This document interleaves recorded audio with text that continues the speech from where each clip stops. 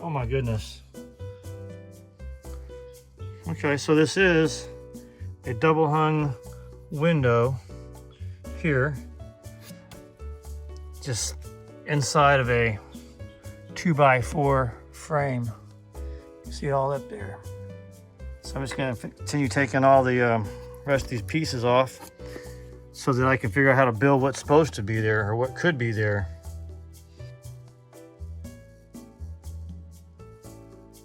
So when you put a window in like this one was put in, you know, that doesn't go there like that. What are you doing? It's, yeah.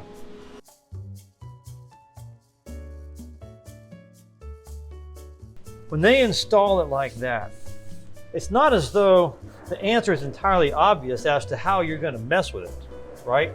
You know, and so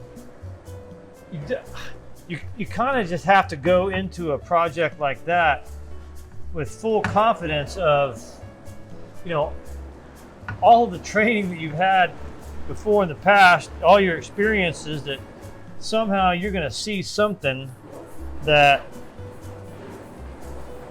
is going to give you the answer. I think of it as, what's that quote from Star Wars?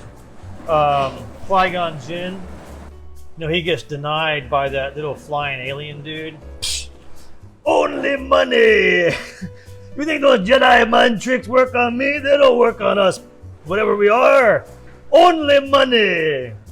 And you can see the look on his face. He's going, jeez, just my luck, right? The Jedi mind trick doesn't work on this dude, right? So I guess I'm just going to have to wait for the answer to reveal itself. And, you know, that's kind of how this work is sometimes, right? The answer is not always entirely obvious. So, you know, I try to take a, I don't know, kind of like, I guess you would call it like a Zen approach, where, you know, you're working like this. You know, you're doing your work, but you try to be as still as possible inside, hoping that the answer will emerge as you go. And that's basically how it happened, because, you know, a window is nothing more than a hole in the wall, right? And the hole should probably be cased out with something. So you know you have to case it. And I know that I can case an opening.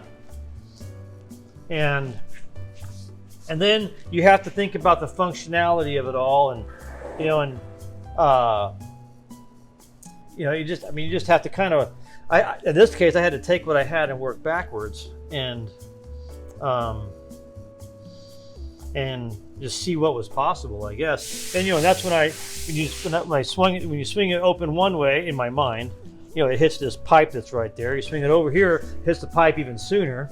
So it just became obvious to me that the best option in that particular case for a functional window was one that swung open from hinge at the top and swung open. That's called an awning window. So that's what we ended up doing. That's what this one is here.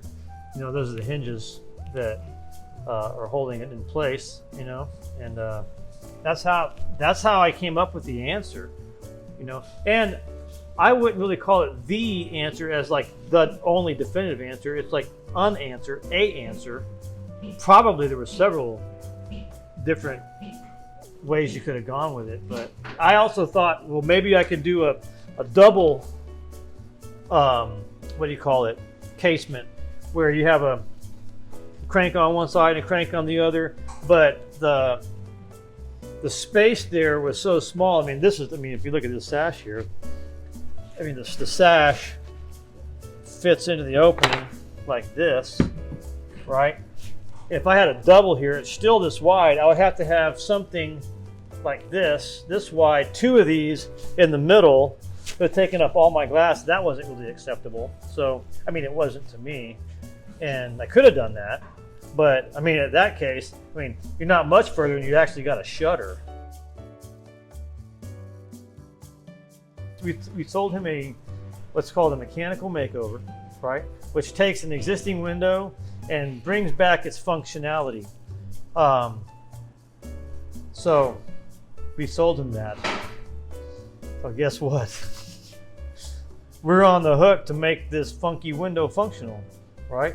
And so if it means we have to take it all the way back down and all that's left is like one piece of that window, we'll do that. We took it all apart and now he's got a functional window. So